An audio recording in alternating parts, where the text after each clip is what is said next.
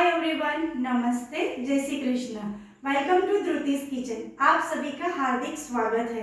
आज हमारा ऑनलाइन पाव भाजी फॉन्ड्यू का वर्कशॉप था। वैसे तो फॉन्ड्यू जो है वो इंडिया की डिश नहीं है, बट आजकल रेस्टोरेंट में बहुत ज़्यादा ट्रेंड में है पाव भाजी फॉन्ड्यू।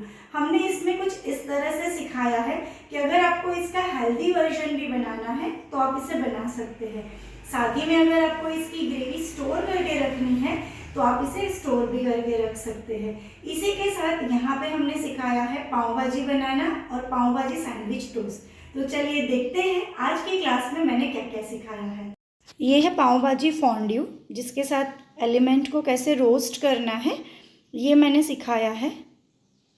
इसी के साथ पाव भाजी कैसे बनानी है फॉन्ड्यू के लिए वो सिखाई है, और उसको फ्रोज़न कैसे कर सकते हैं वो भी सिखाया है। ये है पाव भाजी सैंडविच।